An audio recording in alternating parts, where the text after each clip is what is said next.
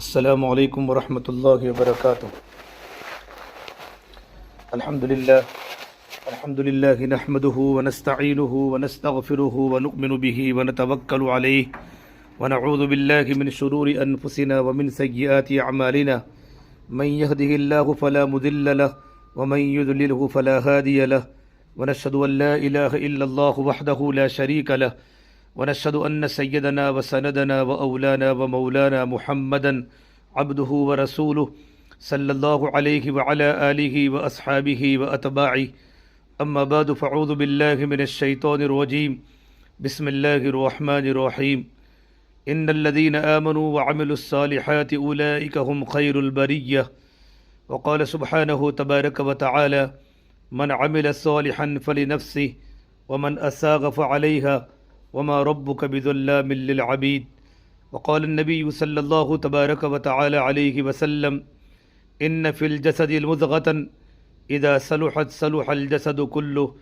وإذا فسدت فسد الجسد كله ألا وهي القلب أو كما قال النبي صلى الله تبارك وتعالى عليه وسلم۔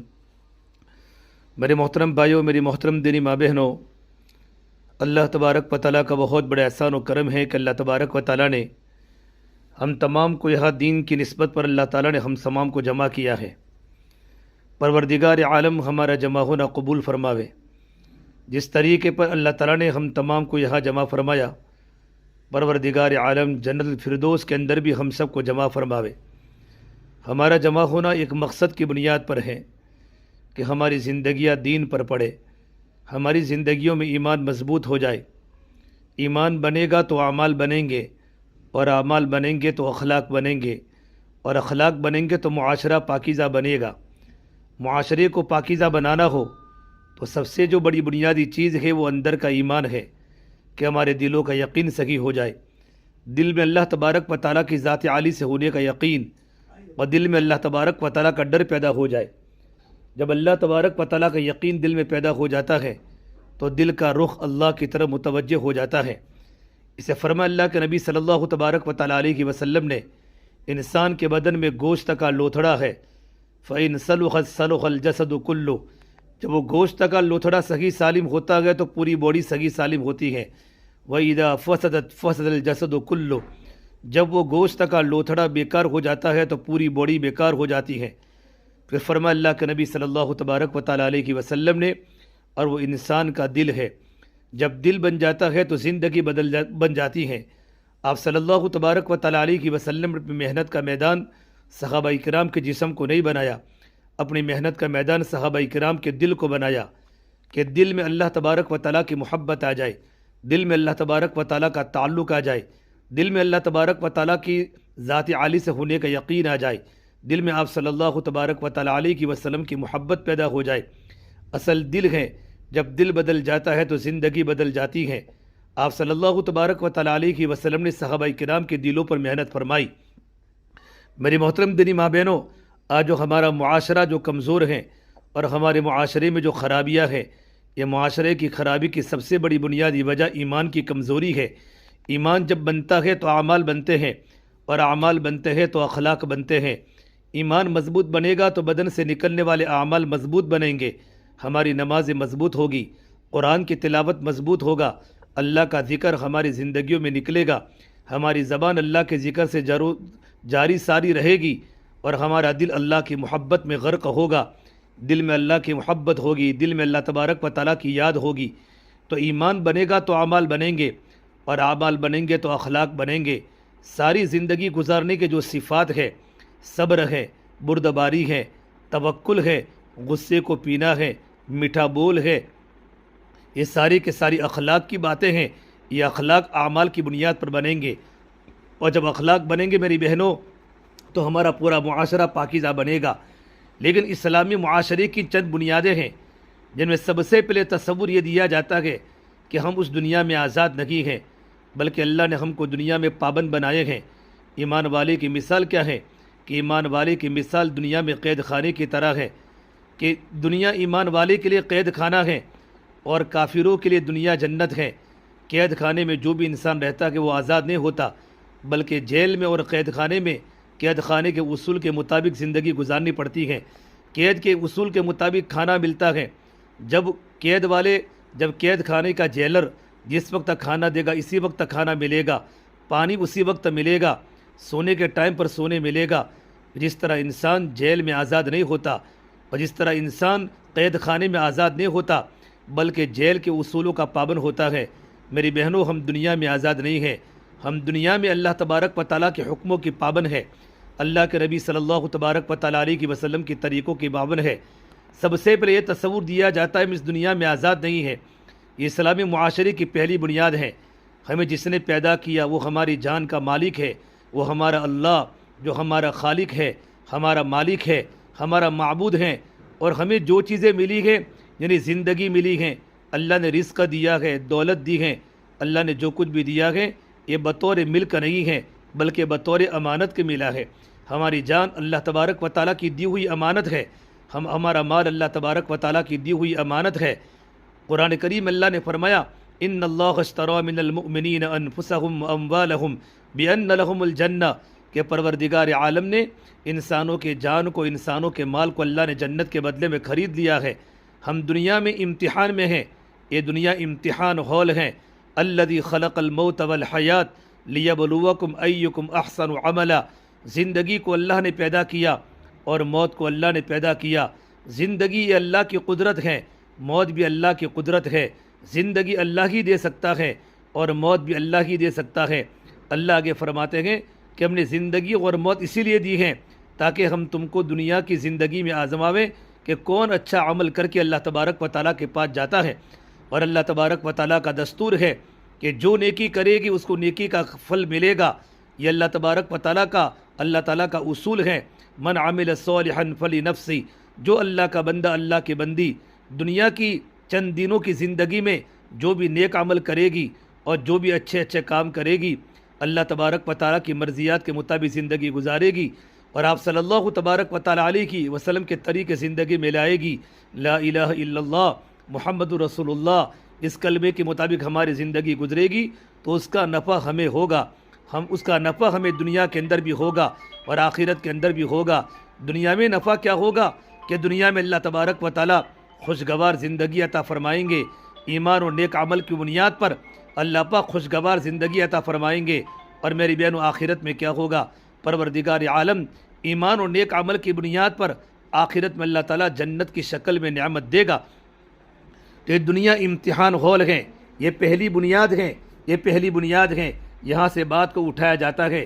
اس ساری بنیاد کی تعبیر ہے کہ دنیا میں اللہ نے جو کچھ بھی ہم کو دیا ہے، کاروبار ہے، مالدار سوسائٹی ہے، بڑے بڑے گھر ہیں، اور یہ جو کچھ بھی ہے یہ مقصد ہمارا دنیا والے بتا رہے ہیں اور انہی کے حصول کے لیے ہمیں بھگایا جا رہا ہے، دوڑایا جا رہا ہے۔ یہ وہ دوڑ ہے جس کا کوئی اختتام نہیں سوائے موت کے وقت تک کی حسرت، ندامت اور افسوس کے۔ میری بہنوں عبد الملک ابن مروان یہ دنیا کا بہت بڑا بادشاہ گزرا ہے جس نے لاکھوں آدمی قتل کیے اپنی حکومت کا تخت بچھانے کے لیے۔ اس کے گورنر حجاج 1.25 لاکھ انسانوں کو قتل کیا، جو اس نے خود کیے وہ الگ ہیں، جو جنگوں کے اندر ہوئے وہ الگ ہے، اور اس نے کوئی تقریباً 19 برس حکومت کی، بنو امیہ کا تخت بچھایا۔ لیکن جب اس کی موت کا وقت آیا، باہر ایک دھوبی کپڑے دھو رہا تھا، وہ دھوبی جب کپڑے کو پتھر مارتا تو آواز آتی تھی، کھڑکی کھلی تھی، اس نے کہا یہ آواز کیا ہے؟ تو خادموں نے کہا یہ دھوبی کے کپڑے کے دھونے کی آواز ہے کہ دھوبی کپڑے دھو رہا ہے۔ عبد الملک ایک ٹھنڈی آہ بھر کر کہنے لگا کاش میں دھوبی ہوتا، کاش میں ایک غریب انسان ہوتا، لیکن وہ کمان تیر سے نکل چکا ہے۔ میری بہنوں وقت ایک ایسا تیز رفتار تیر ہے، کمان سے نکلا ہوا تیر تو پھر بھی اٹھایا جا سکتا ہے، پھر بھی چلایا جا سکتا ہے، لیکن وقت کا نکلا ہوا تیر کو واپس لانے کی کوئی شکل نہیں ہے۔ میری بہنوں ہماری بنیادی تعلیم غلط ہو رہی ہے کہ ہمارے سامنے دنیا کو بطور مقصد کے پیش کیا جا رہا ہے۔ سب سے بڑی غلطی پڑھے لکھے ان پڑھ حکومت، صدر، وزیر، مشیر، مرد اور عورتیں، ماں باپ، ہم اس خوفناک خطا کا شکار ہیں کہ ہم اپنی اولاد کو دنیا بہت بڑی بنا کے دکھا رہے ہیں اور دولت و عزت و شہرت میں انہیں بہترین مستقبل دکھا رہے ہیں۔ یہ ہے تمہارا روشن مستقبل۔ میری بہنوں اس سے بڑا ظلم اس نسل پر نہیں ہوا اس سے بڑا ظلم ہماری اولاد پر نہیں ہوا اور ہم پر نہیں ہوا کہ ہم فکری طور پر گمراہ ہو چکی ہیں۔ عملی گمراہی تو بہت عرصے سے تھی، لیکن فکری گمراہی پچھلی صدی سے شروع ہوئی ہے۔ عملی طور پر کمی بیشی ہر دور میں ہوتی رہی ہے اور پچھلے قریبی دور میں زیادہ ہو گئی ہے، لیکن چند سالوں میں ہم فکری طور پر شکست کھا گئے۔ نظریاتی طور پر ہمارا سفینہ ڈوب گیا۔ ہم وہ کشتی بن گئی جس کے بادبان پھٹ چکے ہیں، جس کے پنڈے میں سوراخ ہو چکے ہیں۔ اب بڑا ملا کشتی کو کنارے نہیں لگا سکتا۔ اب اس کے مقدر میں موجوں کے رحم و کرم پر چلنا ہے۔ وہ الٹی چلے گی تو کشتی الٹی چلے گی، وہ سیدھی چلے گی تو کشتی سیدھی چلے گی۔ اس کی اب ذاتی منزل کوئی بھی نہیں ہے۔ یہ وہ سفینہ ہے میرے بہنوں، اور اس کشتی کے وہ مسافر ہے جس کا کوئی گھاٹ نہیں ہے، جن کی کوئی منزل نہیں ہے، بلکہ موجیں جہاں پھینکے گی وہاں پھینک جائیں گے، ڈبوئے گی تو ڈوب جائیں گے۔ ہم نے اپنی عزت اور ذلت کا معیار دین کو نہیں بنایا۔ اللہ نے عزت دین میں رکھی ہے۔ دنیا میں نہ عزت ہے نہ ذلت ہے۔ ہم نے دنیا ہی کو عزت کا معیار بنایا ہے، حالانکہ دنیا میں کیا کیا ہو رہا ہے۔ جب 14 جنوری کا دن آتا ہے یا 31 کی رات ہوتی ہے، ہماری جوان لڑکیاں اور ہمارے جوان لڑکے کیا کیا کر رہے ہیں۔ بلڈنگوں پر چڑھ کر اللہ کی نافرمانیاں ہو رہی ہیں۔ میوزک کے گانے بجائے جا رہے ہیں اور ڈی جے بجائے جا رہی ہیں۔ اللہ کی نافرمانی کا کھیل دنیا کے اندر برس رہا ہے۔ اللہ کی نافرمانی دنیا میں بڑھ رہی ہے۔ ارے میری بہنوں، جب عزت سر بازار نیلام ہو رہی ہو اور دوپٹے پھٹ کے تار ہو چکے ہو اور مسجدیں ویران ہو چکی ہو اور سود کی بلڈنگیں سر عام دعوت نظارہ دے رہی ہو، بازار میں ناچنے والی مسلمان کی بیٹی ہو اور دیکھنے والے بھی مسلمانوں کے بیٹے ہو، نچانے والی بھی مسلمان ہو اور طبلے والی بھی مسلمان ہو، تھانپ پہ گھنگروں کی چھن کو وجود دینے والی بھی مسلمان کی بچی ہو، یہ سب کچھ سر عام ہو رہا ہو، تب بھی ہمارا دل نہ تڑپے، کوئی آنکھ اشکبار نہ ہو، کسی کی ہائے نہ نکلی، کوئی بھی نہ تڑپا ہو، اور ہم دنیا کے جانے پر اور پیسوں کے جانے پر ہم لوگ غمگین ہو رہے ہو، اور مال کے نہ بنیاد پر ہم غمگین ہو رہے ہو، سونا اور چاندی کے نہ ملنے کی بنیاد پر ہماری آنکھیں برس رہی ہو۔ میری بہنوں، ہم اللہ تبارک و تعالیٰ کے سامنے کیا جواب دیں گے؟ یہ بہت بڑے گناہ ہے۔ بظاہر چھوٹی چیزیں نظر آتی ہیں، سب سے بڑی بازی جو ہم ہارے ہیں وہ نظریات کی شکست ہیں۔ شکست تو نبیوں کو ہو گئی، ہم کیا ہیں؟ ہمارے نبی صلی اللہ تبارک و تعالیٰ علیہ وسلم کو کیا احد کی لڑائی میں شکست نہیں ہوئی؟ حضرت حسین جیسی مقدس ہستی بھی کربلا میں زیر و زبر ہو گئی اور پارا ہو گئے آل رسول صلی اللہ علیہ وسلم، اور آل رسول میں 16 ایسے نوجوان جن کا ایک ایک بال زمین و آسمان سے بھی زیادہ قیمتی تھا، ان کا خون ڈھیر و ڈھیر، سیر و سیر وادی کربلا میں بہہ گیا، اور کٹے ہوئے سر اور کٹے ہوئے دڑ، بکھری ہوئی بوٹیاں پکار کر بتا رہی ہیں میدان کی شکست کوئی شکست نہیں ہے۔ اگر اللہ راضی ہے تو ہم کامیاب ہے، چاہے ہم فتح پائے یا شکست کھائے، اور اگر پروردگار عالم ناراض ہیں تو ہم ناکام ہیں، چاہے ہم نے جھنڈے گاڑ دیے ہو یا ہمارا جھنڈا سر نگے ہو۔ ہم اس میدان میں عرصے سے شکست کھاتے آ رہی ہیں۔ نبیوں نے شکست کھائی، پہلی دفعہ شکست ہوئی، ہم نظریاتی طور پر ڈب چکے ہیں، ہم فکری مرتد ہو چکی ہیں، ہمیں لا الہ الا اللہ زبان پر تو ہیں، اللہ کے حکم ہمیں پسند نہیں ہیں، اللہ کے نبی صلی اللہ تبارک و تعالیٰ علیہ وسلم کے طریقے ہمیں پسند نہیں ہیں، ہماری منگنیاں اور ہماری شادیاں اسلام سے ہٹ چکی ہیں۔ قرآن میں اللہ نے فرمایا یا ایھا الذین آمنوا ادخلوا فی السلم کافہ، ایمان والے مردوں، ایمان والی عورتوں، پوری کی پوری اسلام میں داخل ہو جاؤ۔ ہماری عبادات اسلام کی بنیاد پر ہیں، ہمارا پردہ اسلام سے باہر ہے، ہمارے روزے اسلام پر ہیں، لیکن ہماری شادیاں اسلام سے نکل چکی ہیں، ہماری منگنیاں اسلام سے نکل چکی ہے۔ ارے میری بہنوں، اس ظلم پر تو کوئی روتا نہیں کہ ہم نے اللہ کے نبی کی سنتوں کو دھکے مارا ہے۔ حکومت ٹیکس لگا دے تو ہڑتال ہو جاتی ہے، حکومت کوئی فیصلہ کرے تو بازار میں ہڑتال پڑ جاتی ہے۔ یہ جو گھر میں ظلم ہو رہا ہے، اس پر کون ہڑتال کرتا ہے؟ یہ ہمارے گھر کا 4 سالہ بچہ گلے میں ٹائی لگا کر اسکول جا رہا ہے، اس پر کون ہڑتال کرے؟ اللہ کے نبی کی سنت کو مٹایا جا رہا ہے، یہودیوں کو خوش کیا جا رہا ہے۔ جس قوم کو اپنا لباس پہننا نہیں آتا اور جو ماں اپنے بیٹے کو صحیح لباس نہیں پہنا سکتی، وہ دنیا پر قیادت کا کیوں حق مانگتی ہے؟ وہ دنیا میں عزت کیوں مانگتی ہے؟ وہ دنیا میں تشخص کیوں مانگتی ہے؟ جو نسل اپنے تخصص کو خود ذبح کرے، اللہ کے نبی کی سنت کو خود ذبح کرے، جو مالی میری بہنوں، جو مالی اپنے چمن کو خود اپنے کلہاڑے سے کاٹے، وہ چمن کی خزاں کا گیلا کرنے کا کیسے حقدار ہو سکتا ہے؟ ہاں، جو خون دے اور خون سے پودے کو سینچ رہا ہو اور پتے پتے پر جان قربان کر رہا ہو، اس کا کوئی پھول ٹوٹے تو اس کا گیلا بجا ہے۔ جو خود چمن کو آگ لگا رہا ہو، جو خود ڈالی کو توڑ رہا ہو، جو خود اس کی جڑوں کو اکھاڑ رہی ہو، وہ کیوں گیلا کرتی ہے کہ خزاں آ گئی، خزاں آ گئی؟ ارے میری بہنوں، اس نظریاتی شکست کا کوئی علاج نہیں ہے۔ ہم اللہ کے نبی کی صلی اللہ تبارک و تعالی علیہ وسلم کی سنتیں ہمیں پسند نہیں ہیں، اللہ کے نبی کا طریقہ ہمیں پسند نہیں ہے۔ جب خوشی کا موقع ہوتا ہے یا غم کا موقع ہوتا ہے، ہمارے سر سے دو پٹے اتر جاتے ہیں، ہمارے گھر میں چیخوں کی آوازیں نکل جاتی ہیں، ہمارے کپڑوں کی سسٹم بدل جاتی ہے، کپڑوں کی ڈیزائن بدل جاتی ہے۔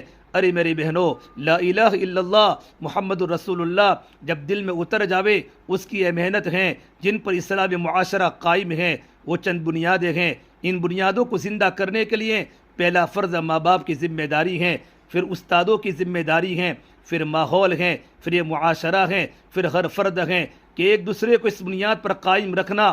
وہ ٹوٹ گیا تو سب کو ٹوٹ گیا۔ اللہ تبارک و تعالیٰ نے سورہ لقمان میں ان بنیادوں کو مختصر طور پر بیان کیا ہے۔ ان میں سے پہلی چیز لقمان علیہ السلام کی نصیحت اور وصیت کی شکل میں ہے، ایک دستور حیات ہے۔ لقمان حکیم علیہ السلام نے بیٹے کو نصیحت فرمائی، یا بنی لا تشرک باللہ، یہ پہلا سبق ہے لا الہ الا اللہ۔ اسلامی معاشرے کا پہلا سبق، اے میرے بیٹے، اللہ کے ساتھ کسی کو شریک مت کرنا۔ ہم اپنی ذات کے بھی مالک نہیں، اگر ہم اپنی ذات کے مالک ہوتے تو ہم پر موت وار نہ کرتی، اگر ہم اپنی ذات کے مالک ہوتی تو ہم سدا رہنے کی تمنا کرتے، اگر ہم اپنی ذات کی مالک ہوتی تو اپنے کو اپنے قریبی نہ پھٹکنے دیتے، بیماریاں ہمارے قریب سے بھی نہ گزرتی۔ لیکن ہم تو ہر وقت آفتوں کے خوخار پنجوں میں ہیں، مصیبتوں کے ساتھ مصیبتیں جڑی ہوئی ہیں اور وہ ہمیں جھنجھوڑ بھی رکھی ہیں، لیکن ہم تو بے بس ہیں اور دیکھتا نہیں ہو کوئی اور ہے جو ہم پر فیصلے نافذ کرتا ہے۔ تو پہلی بنیاد ہے لا الہ الا اللہ، ہمارے دل کی گہرائی میں اتر جائے۔ ہر بچہ اور بچی، بڑا اور چھوٹا، مرد اور عورت، تاجر اور کاشتکار، دیہاتی اور شہری، یہ بنیاد اپنے دل کے اندر اتارے کہ مجھے دنیا میں اللہ کی مان کر چلنا ہے۔ یا بنی لا تشرک باللہ، اے میرے پیارے بیٹے، اللہ کے ساتھ کسی کو شریک نہیں کرنا۔ توحید و رسالت کے بغیر مقبول نہیں۔ ایک کلمے کا جز ہے لا الہ الا اللہ، دوسرا کلمے کا جز ہے محمد الرسول اللہ۔ توحید رسالت کے بغیر مقبول نہیں ہے، رسالت کے بغیر توحید کا کوئی بول نہیں ہے۔ لا الہ الا اللہ محمد رسول اللہ کے ساتھ جڑا ہوا ہے، محمد رسول اللہ لا الہ الا اللہ کے ساتھ جڑا ہوا ہے، لہذا لا تشرک باللہ کے اندر ہی محمد رسول اللہ چھپا ہوا ہے، لا الہ الا اللہ کے اندر ہی محمد رسول اللہ چھپا ہوا ہے۔ اس توحید و رسالت کے بغیر یہ کلمہ ایمان نہیں ہے، یہ کلمہ اسلام نہیں ہے۔ تو لا الہ الا اللہ دل کی چیز ہے، محمد الرسول اللہ ظاہر کی چیز ہے۔ لا الہ الا اللہ نظر نہیں آ سکتا، محمد الرسول اللہ یہ چھپ نہیں سکتا۔ یہ دو متضاد چیزیں ہیں، ایک ایسا کھلا ہوا ہے چھپاؤ تو چھپ نہ سکے، ایک ایسا چھپا ہوا ہے دکھاؤ تو دکھایا نہ جا سکے۔ لہذا لا الہ الا اللہ دل میں اس کی پہچان ہوگی، محمد الرسول اللہ۔ عورت ہیں تو اس کی زندگی بتائے گی، مرد ہیں تو اس کی زندگی بتائے گی، تاجر ہیں تو تجارت بتائے گی، زراعت ہیں تو زراعت بتائے گی۔ زندگی کے تمام شعبوں میں جب محمد رسول اللہ چھلکتا ہے، چمکتا ہے، دمکتا ہے، تو اس بات کی نشانی ہے کہ لا الہ الا اللہ دل میں اترا ہوا ہے، کلمہ دل میں جا چکا ہے۔ ارے میری بہنوں، جب درختوں پر پھل لگتے ہیں اور اس کے خوشے لٹکتے ہیں تو اس بات کی نشانی ہوتی ہے کہ اس کی جڑ جمی ہوئی ہے اور راسخ ہے۔ اسی طرح جب محمد الرسول اللہ گھر میں، دفتر میں، بازار میں، جسم پر، اخلاق پر، بول پر، نظر پر، ہاتھوں پر، پاؤں پر، تمام جسم پر اور زندگی کے تمام شعبوں پر جب محمد رسول اللہ حاوی ہو جاتا ہے تو اس بات کی نشانی ہوتی ہے کہ لا الہ الا اللہ کی جڑیں لگی ہوئی ہیں۔ یہ اسلام کا پہلا بنیاد ایمان کہ لا الہ الا اللہ محمد الرسول اللہ یہ دل میں اتر جائے تو لقمان حکیم علیہ السلام نے بیٹے کو فرمایا یا بنی لا تشرک باللہ۔ پھر دوسری بات بتائی ووصینا الانسان بوالدیہ حسنا کہ میرے بیٹے اپنے ماں باپ سے اچھا سلوک کرنا۔ اللہ اور رسول کے بعد جو حق ہے وہ ماں باپ کا حق ہے۔ ہم نے کہا ماں باپ کی خدمت کرو، احسان کرو، ماں باپ سے حسن سلوک کرو۔ اللہ تعالیٰ نے توحید کے ساتھ ہی ماں باپ کا ذکر کیا ہے۔ اللہ دوسری جگہ فرماتے ہیں وَقَضَىٰ رَبُّكَ أَلَّا تَعْبُدُوا إِلَّا إِيَّاهُ وَبِالْوَالِدَيْنِ إِحْسَانًا۔ ہمارا فیصلہ ہے تمہارے لیے میرے بندو کہ اپنے رب کے غلام بن کر چلو اور اپنے ماں باپ کے ساتھ احسان کرو، ماں باپ کی خدمت کرو۔ یہ دوسری بنیاد ہے۔ توحید و رسالت کے بعد یہ دوسری چیز ہے اولاد کو ماں کا مقام سمجھایا جائے، باپ کا مقام سمجھایا جائے۔ ماں باپ کی آہیں اللہ کا عرش ہلا دیتی ہیں، نسلیں برباد ہو جاتی ہیں۔ ماں بد دعا دینے والی کوئی نہیں ہوتی، لیکن جب وہ ہائی کرتی ہیں اولاد کے دکھ سہ کر تو وہ ہائی بد دعا سے کم نہیں ہوتی۔ ارے میری بہنوں، ایک صحابی کا نام حضرت علقمہ رضی اللہ تعالیٰ عنہ، ان کا انتقال ہو رہا تھا، ان سے کلمہ نہیں پڑھا جاتا۔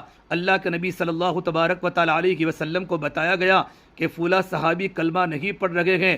صحابی انبیاء کے بعد دنیا کے افضل ترین انسان، ان جیسا کوئی آ ہی نہیں سکتا۔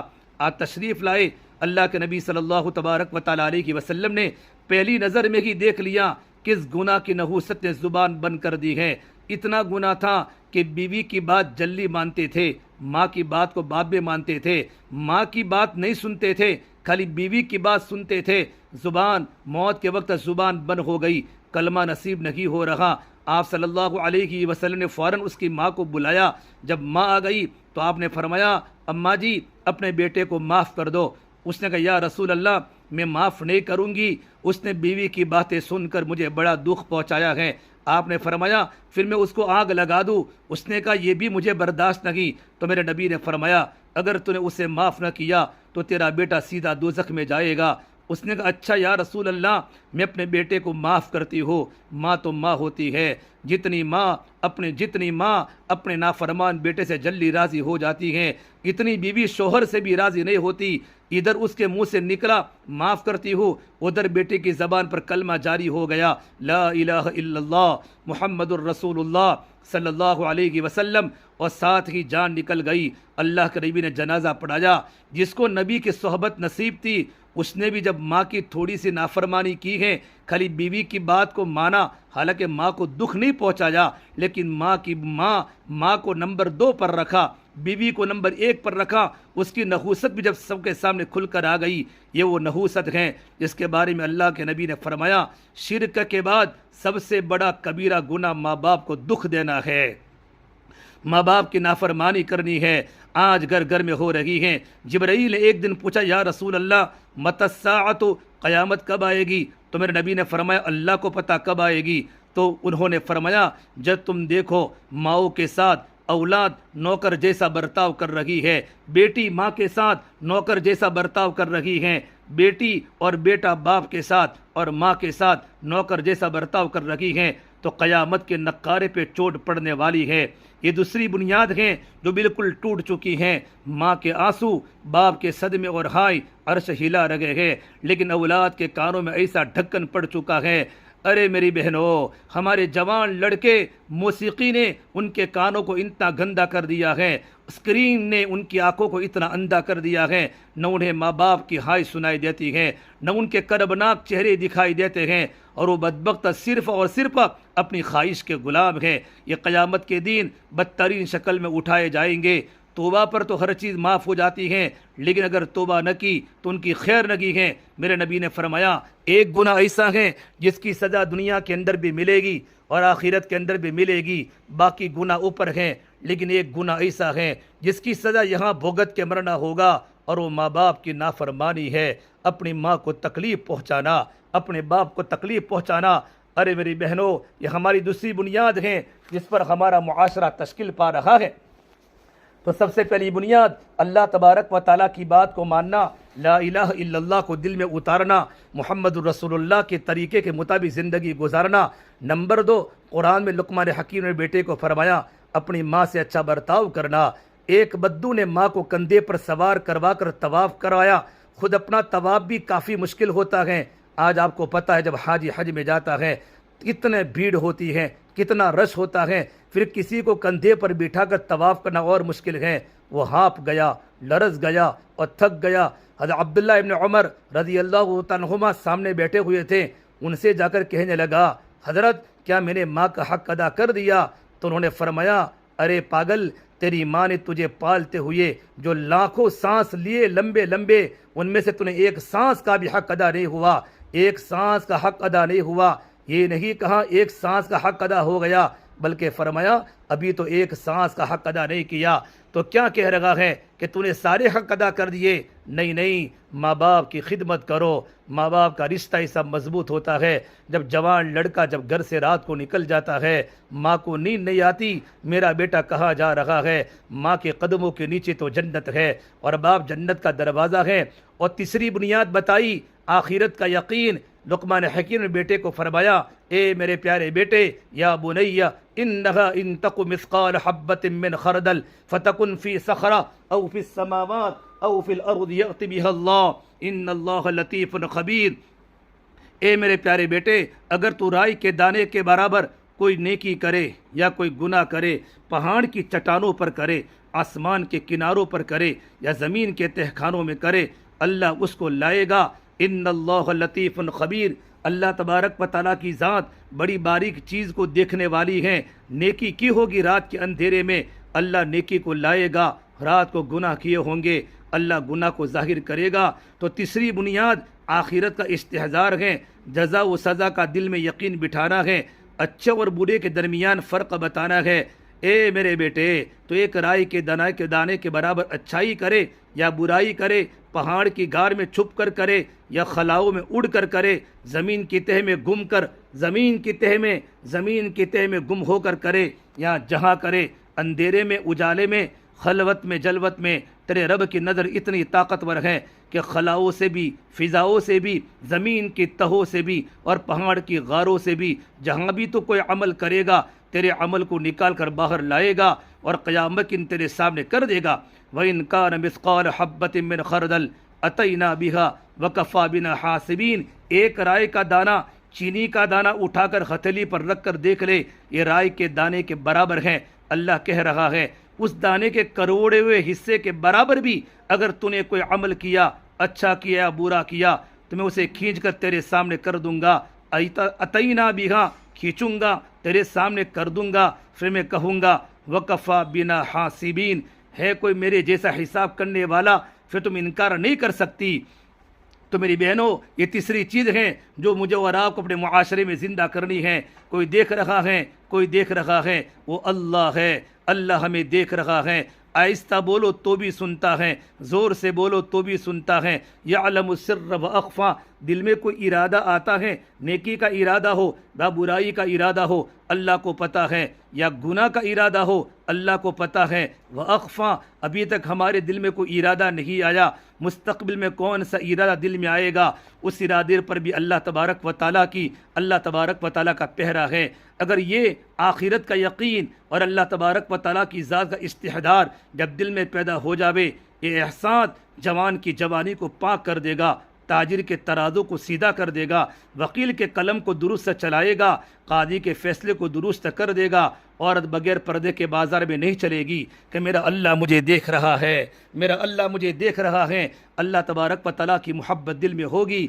اور میری بہنوں، چوتھی چیز اور قرآن کریم میں اللہ نے بتائی، لقمان حکیم علیہ السلام نے بیٹے کو فرمایا یا بنی اقم الصلاۃ، اے میرے بیٹے نماز کو قائم کرنا، اے میرے بیٹے، اے میری بیٹی نماز کبھی مت چھوڑنا، نماز پڑھو۔ کوئی معاشرہ اسلامی بن نہیں سکتا نماز کے بغیر۔ مسلمان سارے گناہ کر سکتا ہے، مسلمان نماز نہیں چھوڑ سکتا۔ غیر مسلم سارے کے سارے خیر کے کام کر سکتا ہے، غیر مسلم نماز نہیں پڑھ سکتا۔ یہ نماز اسلام کا سب سے بڑا حکم ہے۔ سب سے پہلے نماز ہی کا حساب ہوگا۔ معاشرہ اسلامی کہلا نہیں سکتا نماز کے بغیر۔ ساری اعلیٰ صفات مرد میں موجود ہو، عورت میں موجود ہو، لیکن نماز نہ ہو تو معاشرہ اسلامی نہیں کہلائے گا۔ نماز زندہ ہو، باقی اعمال میں کمی ہو، نماز زندہ ہے، باقی اعمال میں کوتاہی ہو، پھر بھی یہ بہت بڑی پہچان ہے، اسلامی معاشرہ ہے۔ ارے میری بہنوں، لوگ مسجدوں سے بھاگتے ہیں، ہماری مستورات اکثر نماز نہیں پڑھتی، فجر کی نمازیں ہماری بستروں پر ہو رہی ہیں، جوان لڑکا نماز نہیں پڑھتا، جوان لڑکی بستروں کو آباد کر رہی ہیں۔ یہ ہماری سیدہ سکینہ کے مسجد کے اطراف میں کتنی بلڈنگیں ہیں اور کتنے مسلمانوں کے مکان، ہزاروں کی تعداد مسلمانوں کے مکانات ہیں، ایک صف فجر کی نماز میں ہوتی ہے۔ تمہارے جوان لڑکے کہاں جا رہے ہیں؟ تمہارے شوہر کہاں سو رہے ہیں؟ پورا پورا گھر بے نمازی ہے، نہ ماں کو فکر ہے، نہ بیوی کو فکر ہے، کسی کو نماز کی فکر نہیں ہے۔ ارے میرے بہنوں، اسلام کے بعد سب سے بڑا حکم تو نماز کا ہے۔ فتح مکہ کے موقع پر ابو سفیان کو جب پکڑ لیا، حضرت عباس رضی اللہ عنہ نے حضرت عباس ابو سفیان کو پکڑ کر لائے، جو اللہ کے نبی کے دشمن تھے، ایمان قبول نہیں کیا تھا۔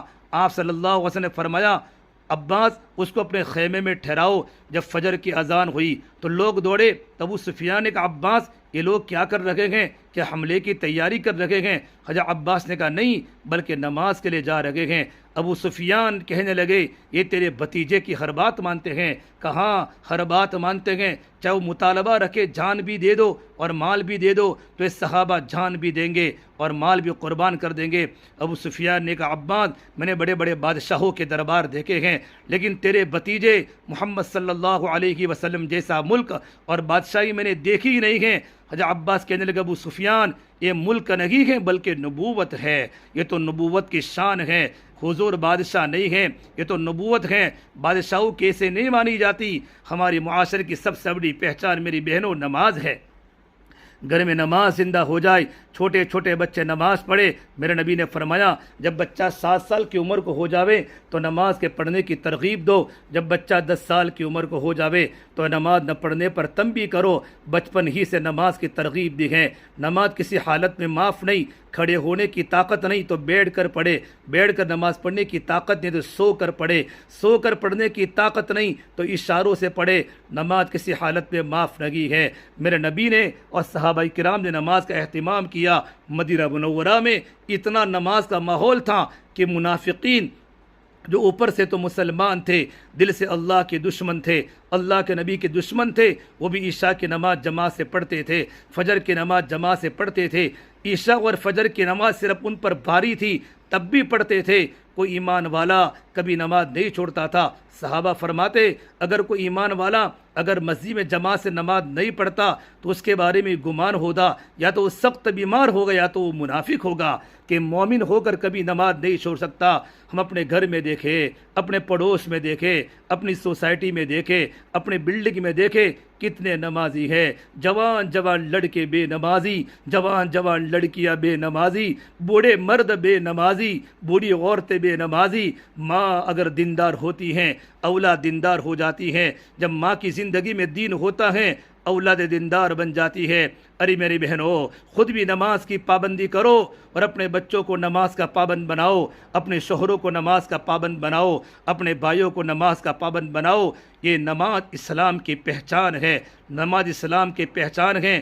جب اللہ تبارک و تعالیٰ جنتی عورتوں کو جنت میں ڈالے گا اور جہنمی عورتوں کو جہنم میں ڈالے گا، پھر جنتی عورتیں جب جہنمی عورتوں کو دیکھے گی کہ تم تو ہمارے ساتھ رہتی تھی، ہمارے ساتھ کھانا کھاتی تھی، ہمارے ساتھ پانی پیتی تھی، ہم ساتھ میں بیٹھتی تھی، باتیں کرتی تھی، تم کو جہنم میں کیوں ڈالا گیا؟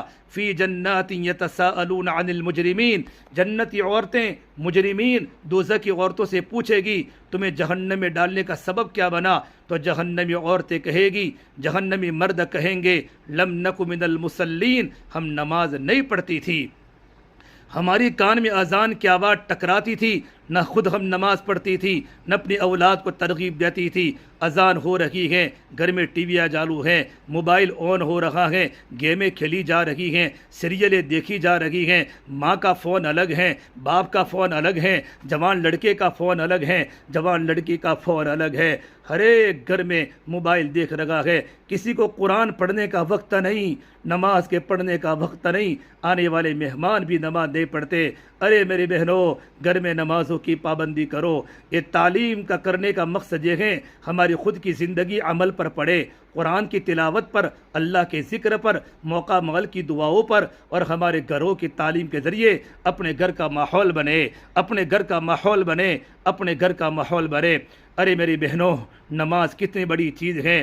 حضرت حسین بن علی رضی اللہ تعالی عنہ سرزمین کربلا میں اتنا خوف ہے، حضرت حسین نے پیغام بھجوا دیا، ہمیں نماز پڑھنے دو ظہر کی، کیونکہ اثر تو پڑھ ہی نہیں سکتے، اس سے پہلے تو شہید ہو گئے۔ تو شمر ذل جوشن نے کہا تمہاری نماز قبول کی نہیں، میں نے کہا تیرا بیڑا غرق ہو جائے، اگر آل رسول کی قبول نہیں تو پھر کس کی قبول ہے؟ اسی حالت میں ظہر کی نماز پڑھی ہے۔ اس خوف و وحشت اور دہشت کے عالم کو بیان کرنے کے لیے میرے پاس الفاظ نہیں ہیں، الفاظ ختم ہو گئے۔ اس حال میں بھی نماز چھوڑی نہیں جا سکتی۔ ارے میری بہنوں، میچ دیکھتے دیکھتے، ٹی ویاں دیکھتے دیکھتے، موبائل دیکھتے دیکھتے کتنے مردوں نے نمازیں چھوڑ دی، کتنی عورتوں نے نمازیں چھوڑ دی۔ ہمارا پورا گھر ویران ہو چکا ہے۔ ہمیں کس بات پر رونا تھا؟ دنیا چھوٹنے پر رو رہی ہے، گھر کے نہ ہونے پر رو رہی ہے۔ ایک پودا سوکھ جائے تو ہائی نکل جاتی ہے۔ ہمارا تو پورا باغ ہی سوکھ گیا ہے، ہمارا چمن ٹوٹ چکا ہے۔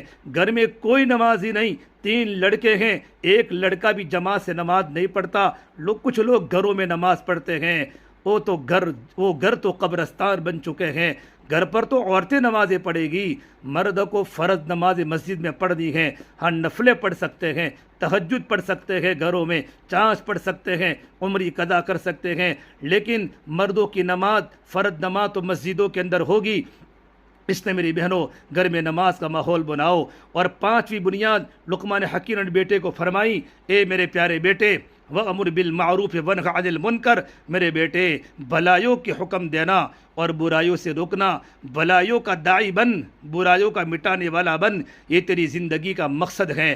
دعوت کی مبارک محنت، بھلائیوں کا حکم کرنا، برائیوں سے روکنا، اس امت کی تعریف سے کام کی بنیاد پر ہوئی ہے۔ یہ تیری زندگی کی منزل اور محور ہے کہ میرے بیٹے تو بھلائیوں کو پھیلانے والا بنے، برائیوں کو مٹانے والا بنے۔ جو کام تبلیغ والے کر رہے ہیں، لوگ ان پر اعتراض کر رہے ہیں، بیویاں بھی کر رہی ہیں، یہ کہاں سے نیا دین آ گیا، بستر اٹھا کے چلا، یہ کہاں لکھا ہوا ہے؟ میں کہتا ہوں جہاں لکھا ہے وہاں پڑھتے نہیں، جہاں پڑھتے گئے وہاں لکھا ہی نہیں۔ یہ کیسے سمجھ میں آئے گا؟ جنگ اور نوائے وقت پڑھنے سے تھوڑا ہی سمجھ میں آئے گا، ناولیں پڑھنے سے اور موبائل کے دیکھنے سے یہ بات تھوڑی سمجھ میں آئے گی۔ ارے میری بہنوں، یہ تو اللہ کے راستے میں نکلنے کے بعد سمجھ میں آئے گا۔ وَأَمُرْ بِالْمَعْرُوفِ وَانْهَ عَنِ الْمُنْكَرِ، یہ ہماری 5ویں بنیاد ہیں کہ بھلائیوں کے داعی بنے، برائیوں کو مٹانے والی بنے۔ اس بنیاد پر ہی تو اسلام مدینے کی گلیوں سے نکلا اور کاش گھر تک چلا گیا۔ صرف 80 سال میں سینیگال تک چلا گیا، صرف 80 برس میں جنوبی فرانس تک، پرتگال، اسپین تک اور استنبول کے دروازوں تک 80 برس میں پہنچ گیا۔ یہ کوئی ملک فتح کرنے کی ہوس نہ تھی۔ اگر ملک فتح کرنے کا شوق ہوتا تو ان آنے کی کیا ضرورت تھی؟ حضرت عمر مکران آنے کی کیا ضرورت تھی؟ حضرت عمر کے زمانے میں مکران فتح ہوا۔ حضرت عمر نے پوچھا اس ملک کا حال بتاؤ، تو بتانے والے نے بتایا کیا پوچھتے ہو؟ ماؤہا قلیل بلاؤہا شدید، پانی اس میں ہے نہیں، دکھ اس میں بے شمار ہے، تکلیفیں اس ملک میں بے شمار ہیں۔ ایسے ملک کو فتح کرنے کی کیا ضرورت تھی؟ وہ زمین کے فاتح بن کے نہیں نکلے، بلکہ وہ دلوں کے فاتح بن کر نکلے تھے۔ انسانیت کو ظلم سے نکال کر اور کفر کے دلدل سے نکال کر اللہ کا پیغام سنا کر انہیں اسلام کی چادر میں لانا ایک کام تھا۔ اس کام کے لیے جو صحرا میں تھے وہاں بھی لوگ گئے، چٹانوں پر بھی گئے، پہاڑوں کے اندر بھی گئے، جنگل کے اندر بھی گئے، جہاں تک ان کی زندگی نے وفا کی وہ اس پیغام حق کو لے کر نکلے ہیں۔ یہاں تک کہ 80 برس میں آباد دنیا کا بہت بڑا دائرہ تھا، جہاں اسلام کی شعاعیں اور کرنوں نے چمک کر دلوں کو بھی روشن کیا اور کائنات کو بھی روشن کیا۔ اور میری بہنوں، صحابہ کی قبریں ملک کے کونے کونے میں بنی۔ مدینہ منورہ میں اور مکہ کے قبرستان میں 10,000 صحابہ ہیں۔ باقی سارے صحابہ کہاں ہیں؟ سارے صحابہ اللہ کے دین کی محنت کو لے کر ملکوں میں چلے گئے، اور بڑی بڑی صحابہ کی جماعت ملکوں میں سوئی ہے۔ یہ اس امت کا فریضہ ہے جس کو بھلا ہوئی اتنا زمانہ گزر چکا ہے، اب بھولنا بھی بھول چکے ہیں، یہ بھی بھول گئے کہ ہم بھول گئی ہے۔ ایک تو یہ ہے کہ ہم بھول گئی، میں بھول گیا، اور ایک وقت یہ بھی آتا ہے، یہ بھی بھول جاتے ہیں کہ میں بھلا ہوا ہوں۔ تبلیغ وہ عمل ہے جس کا بھولنا ہی بھلا دیا۔ ارے میرے بہنوں، ہم اللہ کے دین کی محنت کریں، اللہ کے راستے میں نکلے، ماں اپنے بیٹوں کو روانہ کرے۔ حبیب ابن زید رضی اللہ عنہ کو مسیلمہ کذاب نے پکڑا، کہنے لگا ایک دفعہ کہہ دو میں اللہ کا رسول ہوں، میں تمہیں چھوڑ دیتا ہوں۔ حبیب نے نبوت کا دعویٰ کیا، مسیلمہ کذاب نے نبوت کا دعویٰ کیا۔ حضرت حبیب کو فرمایا مجھے تم یوں کہو کہ میں اللہ کا رسول ہوں۔ انہوں نے کہا یہ تو کبھی نہیں کہوں گا۔ اس نے ان کا ایک ہاتھ کاٹ دیا، کہنے لگا اب بھی موقع ہے، فرمایا نہیں کہتا۔ دوسرا ہاتھ کر دیا، پھر ایک پاؤں کاٹ دیا، دوسرا پاؤں بھی کاٹ دیا، پھر آنکھیں نکال دی اور کان کاٹ دیے، کان کاٹ دیے میری بہنوں، کان کاٹ دیے، پھر بھی نہیں کہا، پھر بھی نہیں کہا۔ جب ان کا جنازہ گھر پر پہنچا ہے، ان کی ماں کو پتہ چلا تو ان کی ماں نے فرمایا علی ھذا الیوم ارضعتہ، اسی دن کو دیکھنے میں اپنے بیٹے کو دودھ پلایا تھا۔ وہ کیسی مائیں تھی جن کی زندگی میں اللہ تبارک و تعالیٰ کا دین تھا۔ اسے میری بہنوں اللہ کے دین کی محنت کرو اور اللہ کے راستے میں نکل کر کوشش کرو ہمارے بچے اللہ کے دین کے داعی بنے اور ہمارے بچے اللہ کے راستے میں نکلے۔ خود بھی آپ اللہ کے راستے میں نکلو، اپنے گھروں میں تعلیم کے حلقے زندہ کرو، ہفتہ واری تعلیم کو مضبوط کرو۔ ابھی اجتماع ہمارا پورا ہوا، ہمارے یہاں سے ایک جماعت بھی اللہ کے راستے میں نہیں نکلی۔ کتنی جماعت اللہ کے راستے میں سرکھیز احمد آباد سے نکلی ہیں، 4 مہینوں کی جماعتیں۔ ماں نے اپنے بیٹوں کو روانہ کیا، بہن نے اپنے بھائیوں کو روانہ کیا اور بیوی نے اپنے شوہر کو روانہ کیا۔ ہمارا حق بنتا ہے ہم بھی اللہ کے دین کی محنت کریں، اللہ کے راستے میں خود بھی نکلے، اپنے بیٹوں کو نکالے، اپنے شوہروں کو نکالے۔ جب ہماری اولاد اللہ کے راستے میں نکلے گی، القیامت میں اللہ تبارک و تعالیٰ ان کی پیشانیوں پر اللہ نبیوں کا نور دلوائے گا۔ ارے میری بہنوں، یہ ہم سب کی ذمہ داری ہے، یہ ہمارا کام ہے، ہم محنت کریں، اللہ تبارک و تعالیٰ سے مانگے، اپنے بچوں کی دینی تربیت کرے، اپنے بیٹوں کو دیندار بناوے۔ زندگی موت کا بھروسہ نہیں ہے۔ کتنے جوان لڑکے قبروں کے حوالے ہو گئے اور کتنے جوان لڑکیاں قبروں کے حوالے ہو گئی اور موت کے لقمے بن گئے، قبر کے کیڑے مکوڑے کے شکار ہو گئے۔ زندگی موت کا بھروسہ نہیں ہے۔ رات کو سونے والی صبح میں اٹھتی نہیں ہے اور صبح میں اٹھنے والی رات کو سوتی نہیں ہے کہ ملک الموت اس کی روح کو قبض کر لیتا ہے۔ کتنی بوڑھی مائیں اپنے جوان بیٹوں کو چھوڑ کر قبر کے حوالے ہو گئی۔ ہماری بھی موت کا وقت لکھا ہوا ہے۔ اللہ ہمیں عافیت والی موت نصیب فرماوے۔ جب ہمارا آخری وقت ہو، اللہ کے راستے کی محنت ہو، ہماری زبان پر کلمہ جاری ہو، لا الہ الا اللہ محمد الرسول اللہ، کلمہ پڑھتی پڑھتی ہم اللہ تبارک و تعالیٰ کی پیاری ہو جائے، اللہ ہم سے راضی ہو جائے، اللہ کے نبی ہم سے راضی ہو جائے۔ یہ دنیا تو چند دن کا سامان ہے۔ ارے میری بہنوں، اٹھتی جوانیاں مت دیکھو، اٹھتے جنازے دیکھو، شادی کی بارات مت دیکھو، موت کے ماتم دیکھو۔ ہم سب کو مرنا ہے اور ہم سب کو قبر میں جانا ہے، اللہ کے سامنے زندگی کا حساب دینا ہے۔ کتنی عورتیں قبروں کے حوالے ہو گئی، آئے دن موت کی خبریں ہمارے کانوں پہ آ رہی ہیں۔ ایک دن بھی ہمارا جنازہ اٹھے گا اور ہم قبروں کے حوالے ہو جائے گی۔ موت کے آنے سے پہلے پہلے موت کی تیاری کرو۔ ہمارے غسل دیے جانے کے پہلے پہلے اللہ سے توبہ کر کے اپنے گناہوں کا غسل دے دو۔ ہم روزانہ 5 وقت کی نماز کی پابندی کریں، سنتوں کی پابندی کریں۔ اللہ موقع دے، ٹھنڈی کا موسم ہے، لمبی لمبی راتیں ہیں، راتوں کو جلدی سونے کی عادت ڈالے۔ صبح میں 5 بجے اٹھ کر 12 رکعت 8 رکعت اللہ جو موقع دے تہجد کی نماز پڑھ کر قرآن کی تلاوت کرے اور اللہ کے سامنے تنہائی میں روے۔ جب گھر میں ماں اللہ کے سامنے رو رہی ہو اور جب باپ اللہ کے سامنے رو رہے ہو، ان کے گھروں کے بچے دیندار بنیں گے، ان کے گھروں کے بچوں کا دل کا رخ اللہ کی طرف متوجہ ہوگا۔ لیکن جب ماں بھی سو رہی ہو اور باپ بھی سو رہا ہو، جوان لڑکے فجر کی نماز چھوڑ کے گھروں میں سو رہا ہو، ان کے گھروں پر اللہ کی رحمتیں کیسے آئے گی؟ اس سے میری بہنوں، ہمارے گھر میں نماز کا ماحول بناؤ، ہمارے گھر میں تعلیم کے حلقے لگے، پابندی سے ہمارے گھر میں تعلیم زندہ ہو۔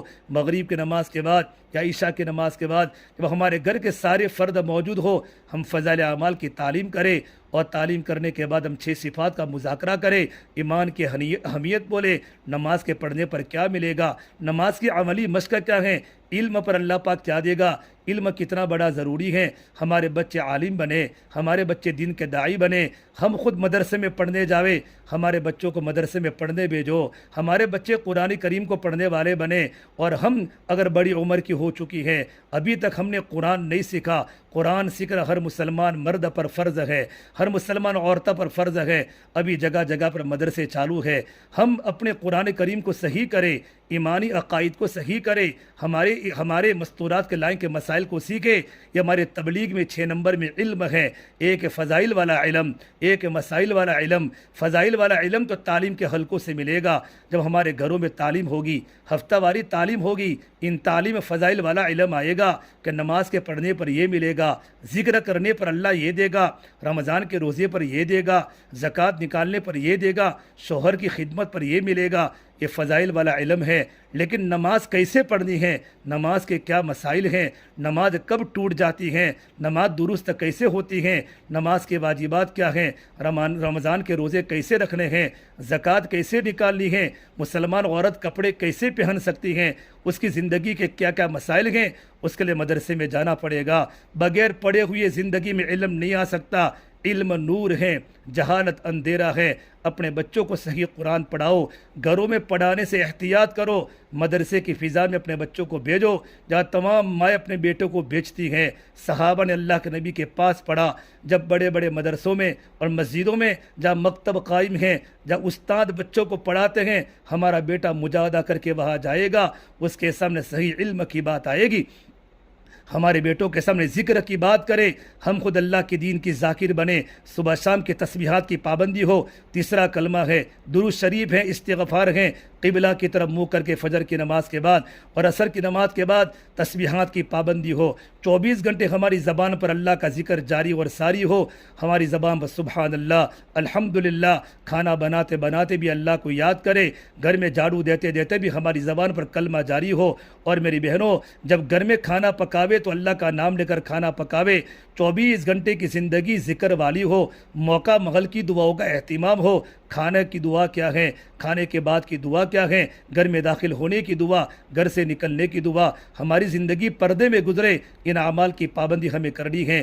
اکرام ہماری زندگی میں آوے، ہم اپنے شوہر کے حق کو ادا کرنے والے بنیں، ساس و سسر کے حق کو ادا کرنے والی بنیں، اور ہمارے گھر میں اخلاق آوے، ہم صبر کرنے والی بنیں، چھوٹی چھوٹی باتوں پر جھگڑا نہ کریں، بلکہ ہمارے صبر کا دامن ہم کھو نہ بیٹھیں، صبر کرنے والی بنیں، اپنی زبان کے بول کو میٹھا بنا، اپنے شوہر کے سامنے اپنے شوہر کے لیے بدن کو سنوارے اور زینت کو اختیار کرے، اور جب گھر سے باہر نکلنا ہو تو بالکل بن سور کے نہ نکلے، یہ شریعت میں حرام ہے۔ تو ہماری زندگی اکرام والی ہو، پڑوسی کے حقوق کو ادا کرے، ماں باپ کے، ساس سسر کے حقوق کو ادا کرے، رشتہ داروں کے حقوق کو ادا کرے، ہمارا ہر عمل اللہ کو راضی کرنے والا بنے، ہمارا عمل دکھلاوے والا نہ ہو۔ اور نمبر 6، اللہ کے راستے میں نکلنا، ہمارا جان ہمارا مال یہ اللہ کی دی ہوئی امانت ہیں، ہمارا جان وہاں لگے گا جہاں اللہ کا حکم ہے۔ ہمارا مال ہم صدقہ کرے، لوگوں پر خرچ کرے، غریبوں پر، یتیموں پر، دینداروں پر خرچ کرے، اللہ ہمارے مال میں برکت دے گا۔ ہمارے مالوں کی زکوٰۃ نکالے، صدقہ خیرات کرے، ہمارے گھر پر کوئی غریب آوے تو ہمارے گھر سے واپس نہ جانا چاہیے۔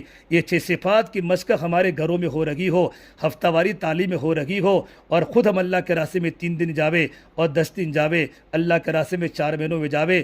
بہت بڑی مدت سے ہمارے یہاں کی 3 دن کی جماعت مستورات کی ابھی تک نہیں بنی، اس لیے مستورات ابھی دعا ہوگی، دعا کے بعد مستورات وقت نکال کر ایک ہی ہفتے میں اگر مستورات اپنے مردوں کے نام پکے کرتی ہیں اور گھر جا کر اپنے شوہروں کی تشکیل کر کے ان کو تیار کرتی ہیں تو انشاءاللہ آئندہ جمعہ کو ہماری جماعت مستورات کی نکل جائے گی۔ باقی 12، 13، 14 کو 3 دن کی مردوں کی جماعت بھی جائے گی، اور 20 جنوری کو چلے کی جماعت نکلنے والی ہیں، وہاں سے میرادہ کرے، اپنے بیٹوں کی اور اپنے شوہروں کی تشکیلیں کرے۔ پروردگار عالم ہم تمام کو ان باتوں پر عمل کرنے کے اللہ پاک توفیق عطا فرماوے، اور گھر میں دعاؤں کا اہتمام بھی کرے۔ اللہم لک الحمد کلہ ولک الشکر کلہ ولک الخیر کلہ، اللہم صلی علی سیدنا محمد وعلی آل سیدنا محمد وبارک وسلم۔ ربنا ظلمنا انفسنا وان لم تغفر لنا وترحمنا لنکونن من الخاسرین۔ یا اللہ ہمارے گناہوں کو معاف فرما، خطایا سے درگزر فرما، سیئات کو حسنات سے مبدل فرما۔ یا اللہ تیرا تعلق ہم سب کو نصیب فرما، تیری ذات عالی سے ہونے کا یقین زندگی میں پیدا فرما۔ یا اللہ تو ہم سے راضی ہو جا، ہمیں اپنے آپ سے راضی فرما لے۔ یا اللہ تو ہمارا بن جا، تو ہمیں اپنا بنا لے۔ یہ آنے والی مستورات بڑے دور دراز سے بلڈنگوں سے اتر کر تیرے دین کی نسبت پر آ رہی ہے، یا اللہ ان کا آنا قبول فرما دے، ان کی زندگیوں میں دین کو داخل فرما دے، ان کے گھروں میں دین کی فضا قائم فرما دے، بے مکانوں کو مکان دے دے، بے دکانوں کو دکان دے دے، ان کے بچوں کو دین کے داعی، دین کے علم بردار بنا دے، اے اللہ ان کے گھروں میں دینداری والا ایجوکیشن دے دے، اے میرے مولا گھروں میں نورانی ماحول بنا دے، گھروں میں پردے کا ماحول بنا دے، ہماری بچیوں کو نیک و دیندار بنا دے، یا اللہ عافیت والی روزی عطا فرما دے، یا اللہ ہمارے مسجد کے اطراف میں جتنے مسلمانوں کے مکان ہیں ہر گھر میں مردوں میں عورتوں میں بوڑھوں میں بوڑھی عورتوں میں بچوں میں دین کو زندہ فرما دے، پورے عالم میں دین کو زندہ فرما دے، جہاں جہاں مسلمان ہیں ان کی حفاظت فرما دے، یا اللہ جس گھر میں مستورات کا اجتماع ہوا ہے ان گھر والوں کو بے حد قبول فرما دے، بچوں کو ان کے ماں باپ کو قبول فرما دے، ان کی بیٹیوں کو بہو کو دین کے عالمی محنت کے لیے قبول فرما دے، آنے والی تمام مستورات کو قبول فرما دے، یا اللہ جہاں جہاں مدارس چلتے ہیں ان مدارس کو کامیاب فرما دے، جہاں جہاں تبلیغ کے مراکز ہیں ان کی حفاظت فرما دے، جہاں جہاں تعلیم کے حلقے چل لگے ہیں ان حلقوں کو آباد فرما کر ہمارا دل کاروک تیری طرف متوجہ فرما دے۔ ہماری دعا کو فضل و کرم سے پیارے حبیب محمد مصطفیٰ سرور کونین سرکار دو عالم صلی اللہ تبارک و تعالی علیہ وسلم کے صدقہ طفیل ہم سب گنہگاروں کی دعاؤں کو رب العالمین اپنی بارگاہ میں قبول فرما دے۔ ربنا تقبل منا انک انت السمیع العلیم، وصلی اللہ تعالی علی خیر خلقہ محمد وعلی آلہ وصحبہ اجمعین برحمتک یا ارحم الراحمین۔